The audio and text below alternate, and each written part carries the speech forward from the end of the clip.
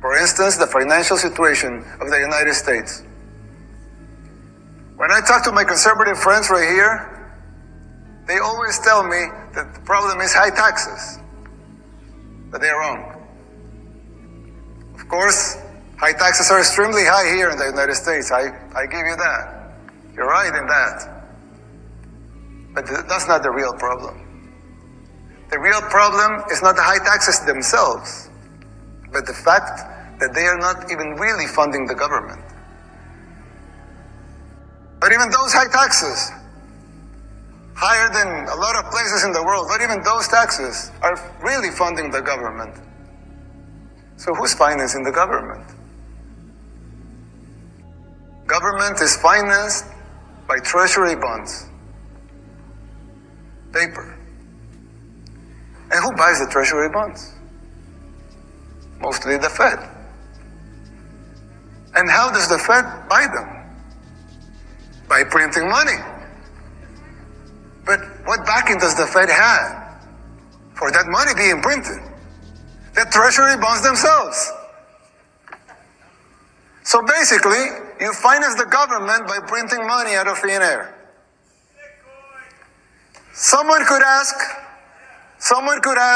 well, so if the government can print unlimited amounts of money out of thin air, why did they collect taxes?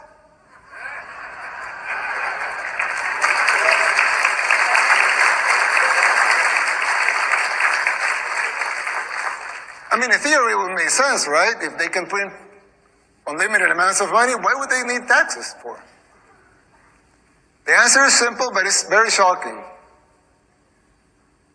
The real problem is that you pay high taxes only to uphold the illusion that you are funding the government, which you are not. It's shocking, but it's true. The government is funded by money printing, paper backed with paper, a bubble that will inevitably burst. The situation is even worse than it seems, because if most Americans and the rest of the world were to become aware of this farce, confidence in your currency would be lost, the dollar will fall, and the Western civilization with it. If the next president of the United States doesn't make the necessary policies and structural changes, sooner or later that bubble will burst. There's still time. You don't have to make the same mistakes we did in the 60s and the 70s. You can still jump before the water boils. Going to a different economy, and we're going to be learning more about that as we go, but clearly we're learning that things can be done from remote locations. We're learning that technology can replace people even more than we thought. We're not going back to the same economy. We're recovering, but to a different economy, and it'll be one that is more leveraged to technology. And I worry that that is going to make it even more difficult than it was for many workers. In Silicon Valley, and my friends who work in technology know that what we did to the manufacturing workers, we are now going to do to the retail workers, the call center workers, the fast food workers, the truck drivers, and then even bookkeepers, accountants, insurance agents, lawyers, and on through the economy. So what happened to the manufacturing workers is a very clear sign. And so we'll import Chinese-based CBDC technology. So it's going to be CBDC in a box provided to you by the People's Bank of China. But every stock, every bond, every currency, every commodity, every piece of art, every private business, every piece of real estate will eventually be a token on a blockchain, an entry on a ledger, permanent and immutable.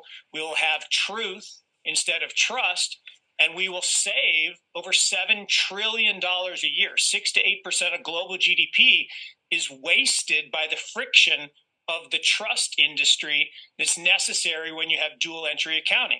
With triple entry accounting, which is what a blockchain is, we get rid of all of that friction. It's a beautiful future.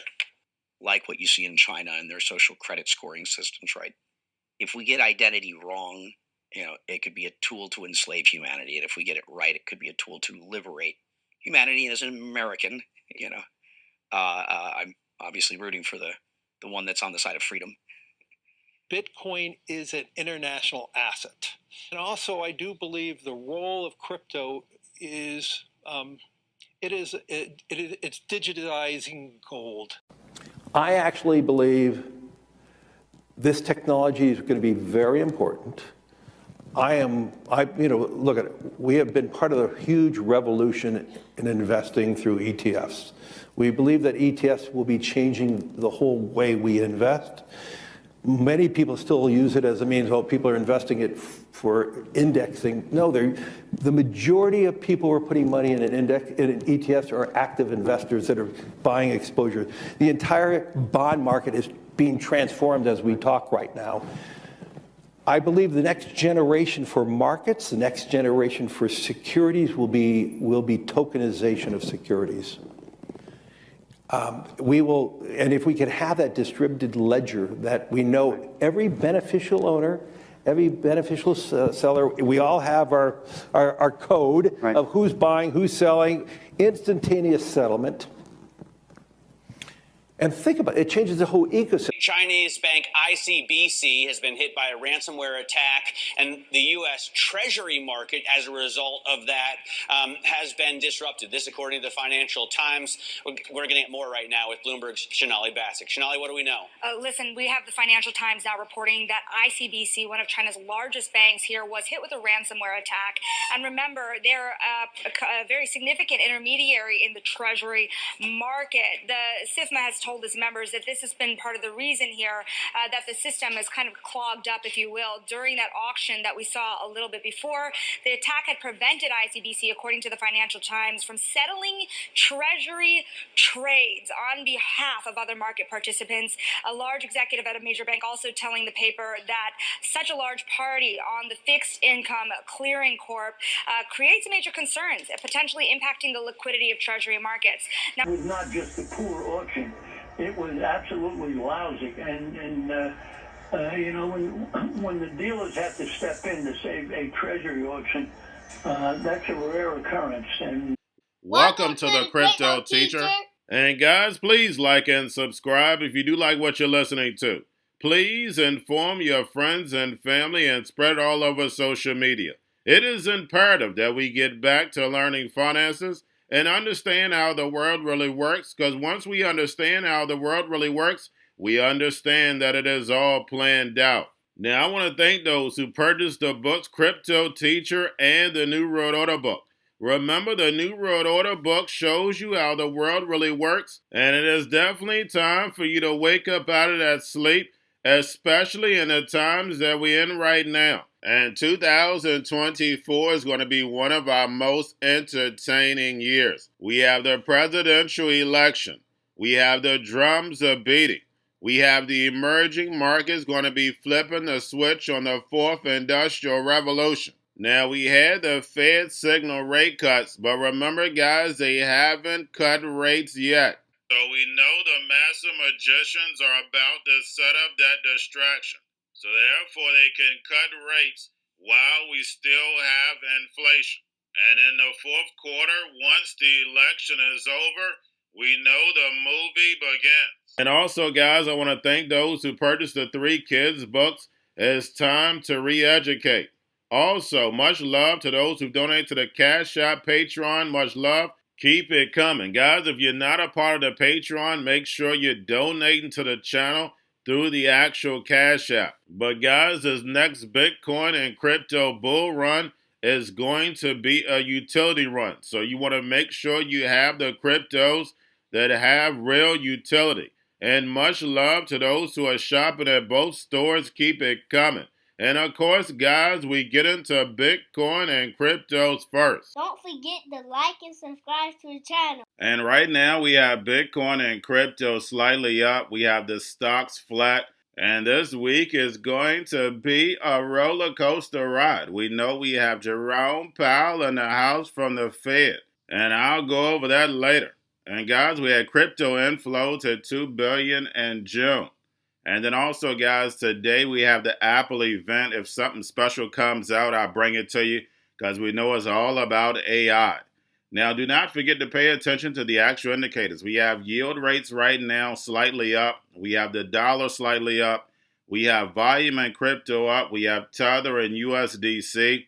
And then, of course, guys, we have the Fed. Repo at $395 billion. And again, guys, make sure you're pulling that on a daily basis during the week. And we have Jerome in the house. And we already know what he's going to say. He's going to be data dependent. And they're not going to cut rates just yet. Everybody's forecasting September. We know we're going to get rate cuts this year, but it doesn't matter. The damage has already been done in the economy. When you print 80% of all money in existence within 2 years, what do you expect? Remember, they just speeded up the course of ending the dollar, so then therefore they can bring in tokenization. And speaking of tokenization, we have HSBC China rolls out the digital yuan services for corporate clients. And like I tell you, if we were still in this paper fiat system, it would take decades for China to take over the dollar. But now, all they have to do is push a button and create tokenized dollars. It will be easy for them to start circulating the digital yuan. And we already have the map when it comes to the Belt and Road. And the United States is sitting on the outside looking in. And we know that's all done on purpose because the U.S. is the last free nation. And remember, the crypto teacher told you. Now we have the spot Bitcoin ETFs, BlackRock, Fidelity, and Grayscale all up. Now we have the Bitcoin ETF sucked up 2 months of BTC mining supply last week. And it looks like at the beginning of the month, guys, we're getting a lot of inflows. And then at the end of the month, we're getting a lot of outflows and they're cashing out. So just make sure you're paying attention to all the manipulation. Now, getting over into a little crypto news. We have crypto custody firm Fireblocks partners with Coinbase International Exchange for more reliable trading.